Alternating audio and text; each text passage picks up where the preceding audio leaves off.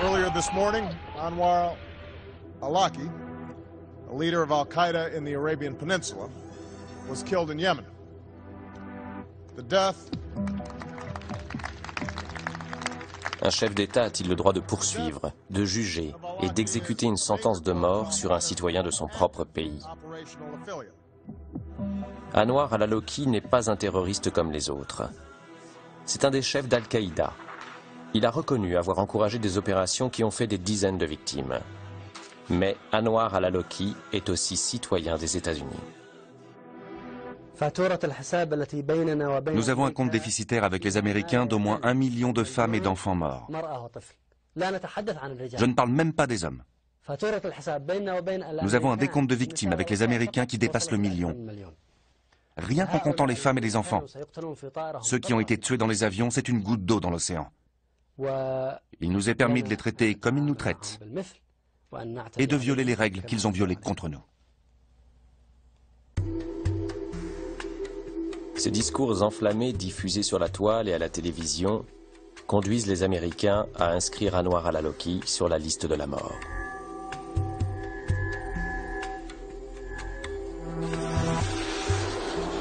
Quand sa famille l'apprend par des fuites dans la presse, elle engage des poursuites judiciaires contre le président des États-Unis.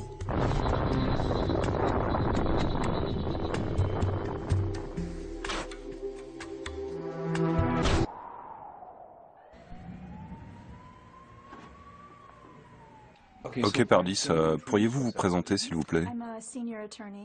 Pardis Kerbrae, une avocate du Centre des droits constitutionnels, une ONG de New York, est chargée de représenter la position de la famille al-Awlaki devant la Cour. Ce programme est une politique de meurtre menée par l'exécutif.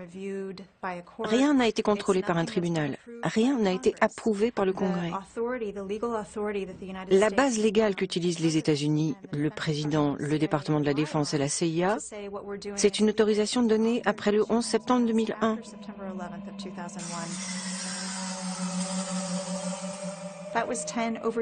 C'était il y a plus de 10 ans. Ce que les États-Unis disent maintenant avec cette politique, c'est que ça a été autorisé en réponse après le 11 septembre, que ça autorise le recours à l'élimination physique contre n'importe qui. Pas seulement les membres d'Al-Qaïda, mais aussi contre Al-Qaïda, les talibans et des forces associées indéfinies, quel que soit l'endroit où ils se trouvent. Le 5 décembre 2010, le juge John D. Bates rejette dans une décision de 83 pages les demandes de la famille al-Awlaki. La Cour reconnaît cependant qu'il est troublant qu'on puisse envisager d'exécuter sans procès un citoyen américain. Si Allah Tout-Puissant souhaite que je sois tué par eux ou leurs agents, alors ce sera aussi ce que je souhaite. Un an plus tard, la trace d'Anwar al-Awlaki est retrouvée et une série de frappes de prédateurs vient mettre fin à la traque. C'était le 30 septembre 2011. Les États-Unis exécutèrent la frappe. Ils ont tué Anwar al-Awlaki. Ils ont tué un autre citoyen américain, Samir Khan. Ils ont tué au moins 2 autres personnes dans cette frappe. 2 semaines plus tard, ils effectuaient une autre frappe au Yémen, qui tua le fils d'Anwar al-Awlaki, un citoyen américain de 16 ans, Abdulrahman al-Awlaki, son cousin yéménite de 17 ans, et au moins 5 autres personnes qui étaient assises dehors pour dîner. Et il n'y a eu absolument aucune prise de responsabilité pour aucun de ces assassinats, pour aucune des personnes tuées, et en particulier pour les citoyens américains tués par leur propre gouvernement. C'est un monde très effrayant. Quand nous voyons un chef d'État qui dit « Nous nous réservons le droit de tuer qui on veut, où on veut, quand on veut, pour des raisons que nous allons garder secrètes, et vous ne pouvez pas examiner l'affaire avant ou après », c'est vivre dans un monde assez effrayant. Et vous pouvez parier qu'il ne faudra pas beaucoup de temps avant que d'autres gouvernements suivent la même voie. Et il me semble que c'est un terrain glissant sur lequel on s'avance déjà à vitesse grand V.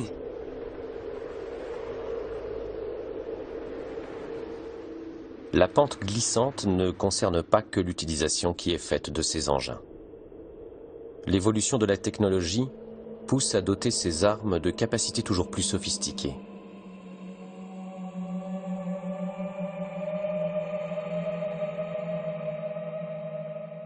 Le CERAM est un canon qui détruit en vol les missiles ou les munitions de mortier.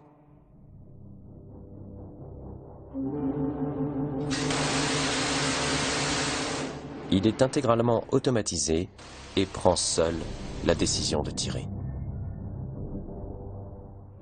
Nous pouvons allumer la machine, nous pouvons éteindre la machine, mais quand la machine est en train d'opérer, nous ne pouvons pas l'arrêter. Et quand vous avez un missile qui arrive, votre temps de réaction est de moins d'une syllabe. Vous avez moins d'une seconde pour décider, et si vous vous trompez, vous vous êtes non seulement condamné vous-même, mais aussi tous les autres soldats autour de vous. Autonomie. C'est le mot qui court sur toutes les lèvres des spécialistes. Ces robots si habiles vont-ils bientôt prendre leur indépendance et pouvoir exécuter leur mission sans l'intervention de l'homme?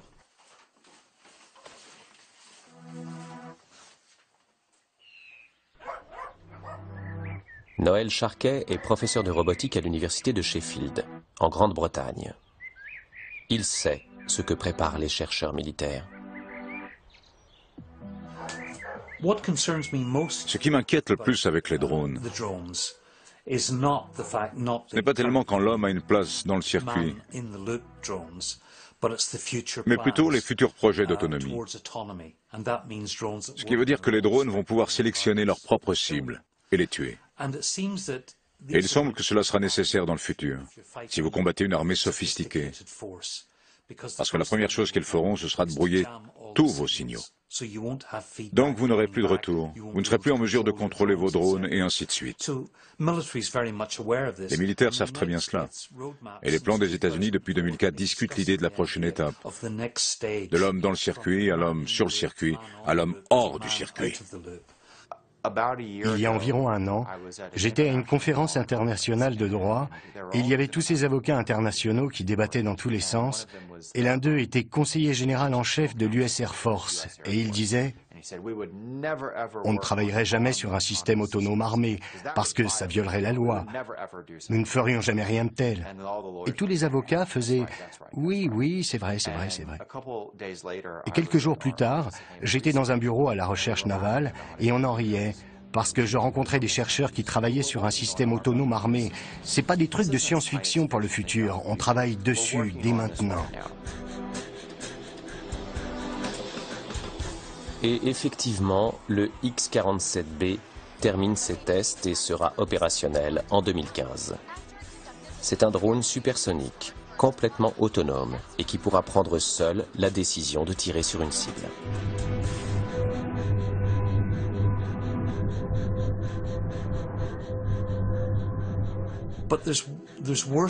Mais il y a pire que ça.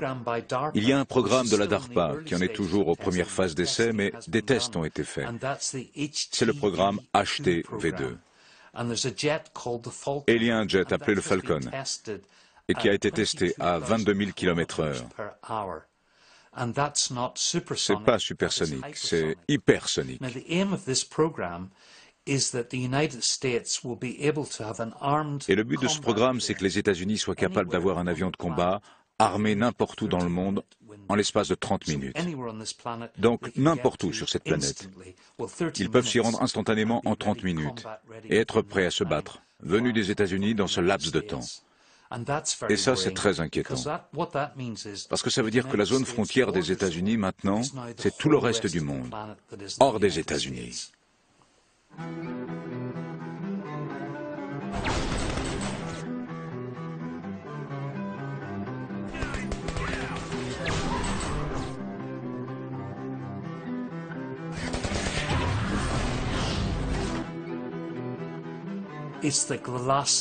C'est la dernière étape de l'industrialisation. La révolution industrielle, c'est industrialiser la guerre, la rendre très propre. Une usine de mort, où les robots peuvent aller tout détruire et tuer sans que des gens soient vraiment impliqués.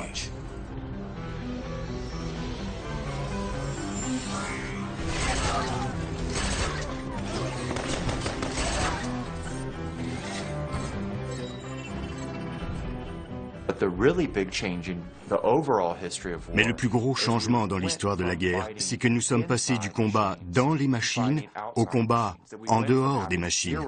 On est passé de 0 robots dans l'armée américaine à maintenant plus de 7000, et c'est seulement le début.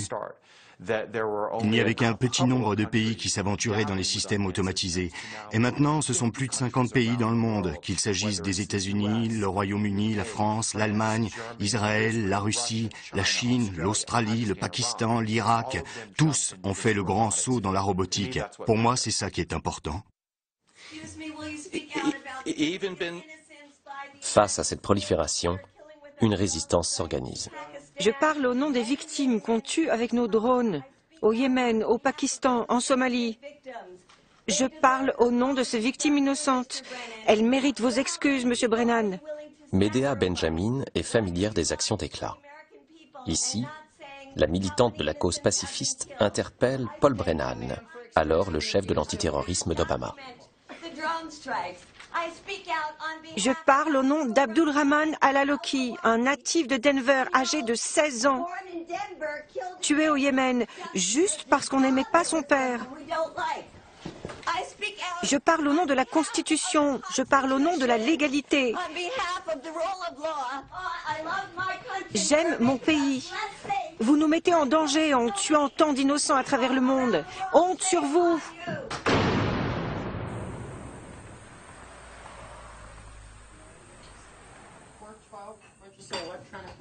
Une poignée d'activistes veulent alerter l'opinion sur les dangers nouveaux liés à la progression inexorable des drones dans les opérations militaires. Dans la banlieue de Las Vegas, Medea a rassemblé ses militants pacifistes pour préparer une nouvelle opération et aller narguer les marchands d'armes. C'est ce que cette administration a dit, que capturer des gens, c'est chiant. Vous ne savez pas où les mettre, vous ne savez pas quel genre de procès organiser, et que faire d'eux s'ils sont innocents, alors que les tuer, c'est facile. S'ils sont innocents, eh bien, tant pis, c'est trop tard. Les blessures du 11 septembre 2001 n'en finissent pas de se refermer. Trouver et tuer Ben Laden a été un grand succès pour l'administration Obama. Mais dans le même temps, le président n'a jamais réussi à fermer la prison de Guantanamo. Fermer Guantanamo, la première grande promesse de celui qui a reçu le prix Nobel de la paix quelques semaines après son arrivée à la Maison-Blanche. Malgré tous les efforts de son équipe, Obama n'est jamais parvenu à obtenir que les prisonniers soient jugés et condamnés, ou acquittés et renvoyés chez eux.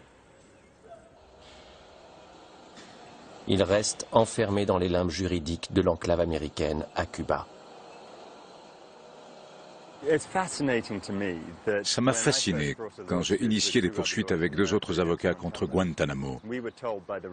La droite nous a dit c'est absurde de parler de droits de l'homme pour des terroristes. Et si vous insistez sur leurs droits, on les tuera, et c'est tout. Je pensais que c'était du blabla. Mais l'une des ironies, une très triste ironie d'Obama, c'est que quand il s'est opposé à Guantanamo, et il avait raison de le faire, il a remplacé la détention sans procès par des exécutions sans procès. Et l'idée que l'on a plus d'informations pour justifier la mort de quelqu'un via les services secrets plutôt qu'après 10 ans de détention à Guantanamo est complètement idiote. Donc, on peut être à peu près sûr que les gens qu'ils font tuer sont tout autant pris au hasard que la plupart des gens qu'ils ont mis à Guantanamo.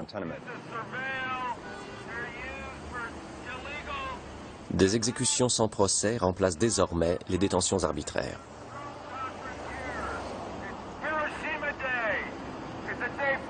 C'est un jour pour la paix. Ce n'est pas un jour pour célébrer les nouvelles technologies d'armement. Toutes ces machines robotisées montrent que s'ils peuvent les fabriquer, ils les fabriqueront, même si la sagesse impose de ne pas le faire. Et c'est pour ça que nous essayons de dire qu'on doit arrêter de développer ces machins. C'est pas parce qu'on sait les faire qu'on doit les faire. Parce qu'il ne s'agit pas seulement de fabriquer des petits robots, c'est aussi faire les petits capteurs, c'est faire les composants. Je suis allé me promener dans ces salons et j'ai demandé « Qu'allez-vous faire quand la guerre sera finie? Vous n'aurez plus besoin de tout ça ?» Et ils m'ont tous répondu en riant « Ah, on n'aura qu'à provoquer une autre guerre !»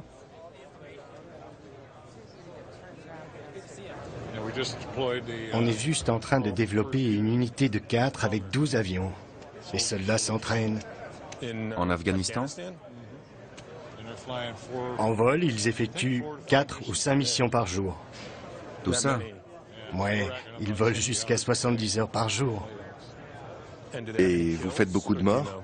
Comment pouvez-vous le savoir? Le nouveau système a fait sa première sortie la semaine dernière.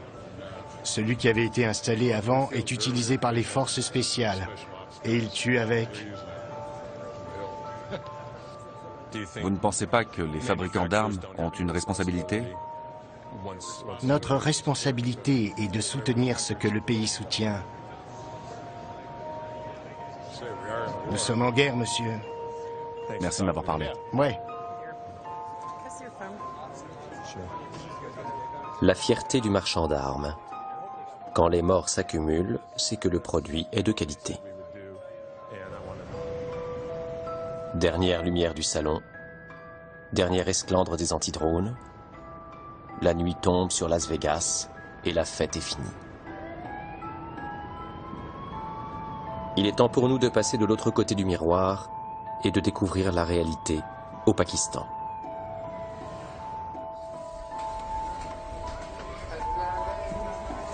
Le Pakistan, un pays allié des États-Unis qui subit pourtant chaque semaine des bombardements de drones américains.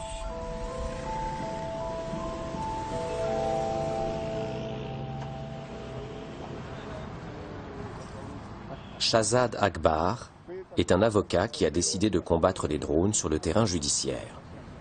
Il engage des poursuites depuis 2 ans contre les États-Unis et les responsables de la chaîne de la mort.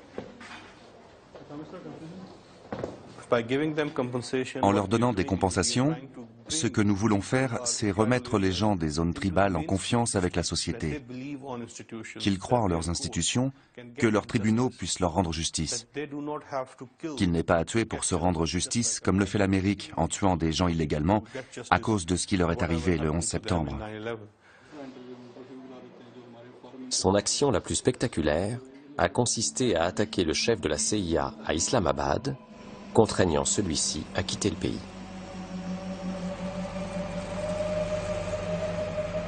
Malgré son départ précipité, Shahzad ne compte pas en rester là. Si le jugement est prononcé en notre faveur, ça veut dire que nous aurons un mandat d'arrêt international contre cette personne qui a été directement impliquée dans les frappes de drones. Medea Benjamin soutient les efforts de Shahzad et elle a amené un groupe de pacifistes américains pour échanger avec des représentants du Waziristan. Le Waziristan est la province pakistanaise qui, pour son plus grand malheur, longe la frontière avec l'Afghanistan. Shahzad a convaincu ses chefs tribaux de venir témoigner de leur deuil face à ces Américains, dont ils craignent quotidiennement les bombes et les missiles. Le 17 mars 2011, on rapporte que cette frappe a tué environ 50 personnes, tous des civils, et la plus grande partie étaient des personnes âgées des tribus. Shahzad ouvre le dialogue et traduit les propos des uns et des autres. Le fossé culturel reste palpable. Ils sont un peu intimidés par la présence de la caméra et aussi un si grand public et beaucoup de femmes. C'est pour ça qu'il n'y a pas d'échange de regards. S'il vous plaît, évitez de les regarder dans les yeux. Commençons par nous présenter.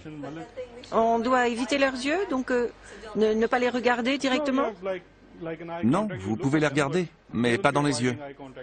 Évitez le contact direct. C'est une demande qu'ils ont faite par respect de garder les yeux baissés. La première raison pour laquelle je suis venu, c'est pour présenter mes excuses au nom des citoyens américains pour ce que mon pays a fait à vos vies. Je sais que c'est une petite chose, mais c'est tout ce que je peux faire. Deuxièmement, je voudrais vous demander, messieurs, si vous aviez un drone, que feriez-vous avec? Si j'avais des drones ou tous ces trucs, je ne bombarderais pas le peuple américain. Par contre, je ne me gênerais pas trop avec la CIA ou la Maison Blanche d'Obama.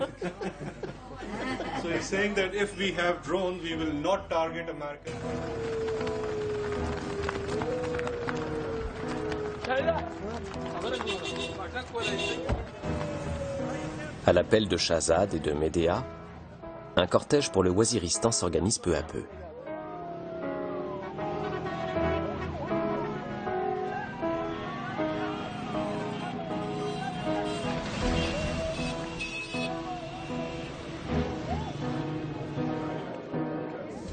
Il retrouve bientôt Clive Stafford Smith, un avocat spécialisé dans la défense des détenus de Guantanamo.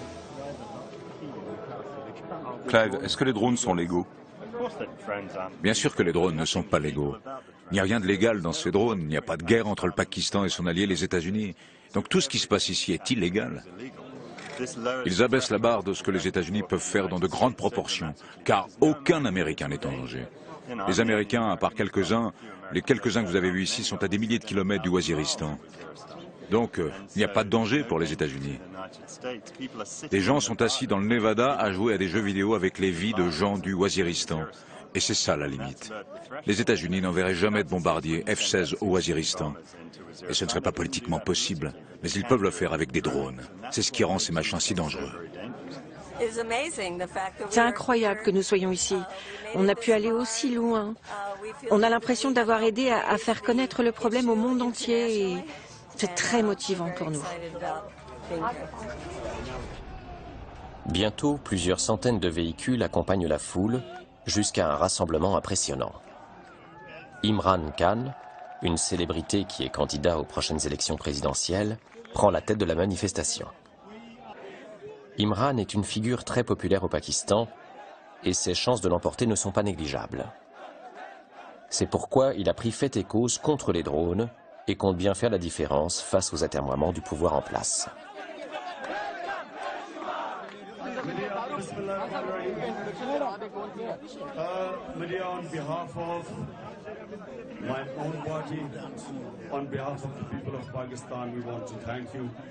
We want to thank all of you of braving. People of Pakistan will always remember you. Thank you.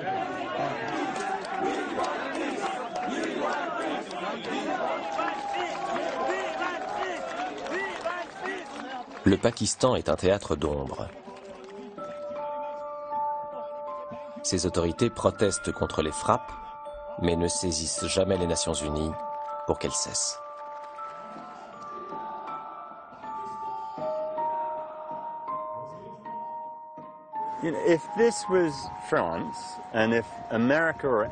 Si c'était la France, et que les États-Unis ou n'importe qui d'autre faisait voler des drones vers vos villes et lançait des missiles sur quiconque s'y trouve, ce serait la Troisième Guerre mondiale. L'aviation française exploserait ces engins en un rien de temps. Et vous savez, quand le gouvernement pakistanais dit qu'ils font tout ce qu'ils peuvent, on sait que ce n'est pas vrai. On ne comprend pas très bien quelles sont leurs motivations et je dois dire qu'elles sont assez complexes. Soit ils ont peur des Américains, soit ils reçoivent beaucoup d'argent des Américains, soit ils ne veulent rien faire. J'ai eu une conversation avec un membre de l'élite pakistanaise qui m'a dit, en toute honnêteté, « Les Américains nous donnent tellement d'argent. Qu'est-ce qu'on a à faire de 3000 personnes au Waziristan? Ils peuvent en tuer encore plus si ça leur fait plaisir. » C'est une attitude incroyablement horrible. Et je ne dis pas que tout le gouvernement pakistanais partage cet avis. Je pense qu'il y a des gens honnêtes qui s'y opposent. Supposons que les drones tuent quelques militants sans grade au Waziristan. Qu'est-ce qui motive les États-Unis pour dire « nous étions en position de légitime défense parce qu'ils ont des idées saugrenues qui leur traversent l'esprit », bien qu'on ne puisse pas leur faire de mal aux Américains, vu qu'ils se trouvent à des milliers de kilomètres du Waziristan. Au nom de la légitime défense, nous voulons les tuer parce qu'ils font de mauvais rêves pour les USA. C'est aussi bête que ça. Le nombre des attaques au Pakistan est déjà en baisse. Mais même si Medea et ses amis parviennent à leur fin, d'autres drones feront bientôt leur apparition. L'industrie a bénéficié à plein des guerres d'Irak et d'Afghanistan. Son nouvel objectif est de ramener les machines testées sur les champs de bataille pour que demain, dans le ciel des démocraties occidentales, elles sécurisent les frontières et combattent criminels et terroristes. Les lobbies se mettent en place pour convaincre le public d'apprendre à aimer les drones qui bientôt survoleront nos métropoles. Bonjour, je suis Henry Cuellar. Bonjour, je suis Buck McKeon. Buck McKeon et Henry Cuellar sont les deux députés chargés par l'industrie des drones de vendre leurs engins aux parlementaires américains. Nous faisons face à une réalité nouvelle, à une soudaine augmentation de la violence le long de notre frontière sud. Le drone à tout faire arrive près de chez vous. Trafic de drogue, immigration illégale, manifestations, comportements asociaux. Il garde un œil sur tout.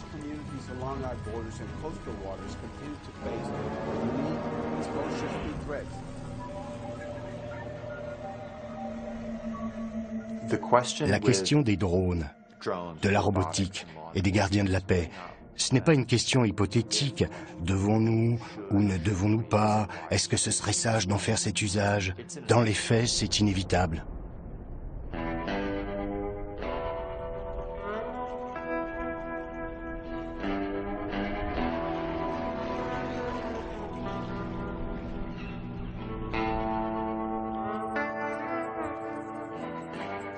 À Creech, un temple dédié à la déesse Sekhmet a été érigé en bout de piste de la base aérienne.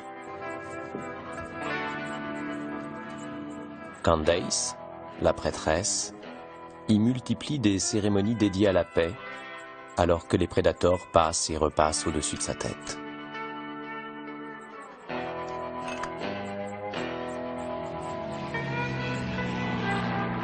Bientôt vendu partout dans le monde, et à la France en particulier, les prédateurs ont déjà gagné leur guerre.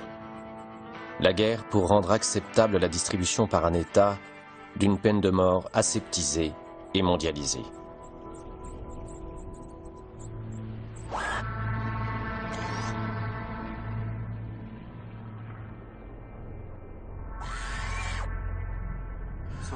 Dites-nous, les prédateurs, ils sont populaires dans le coin?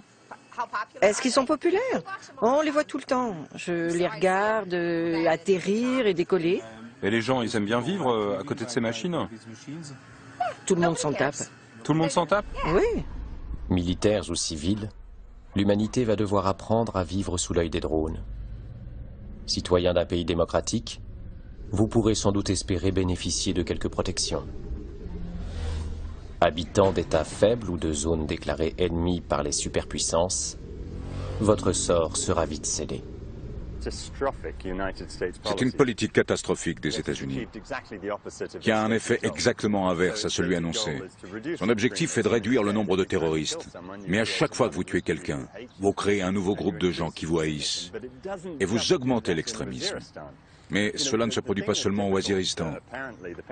Ce que le Pentagone a du mal à comprendre, c'est qu'il n'y a personne au Waziristan qui soit capable de menacer les États-Unis.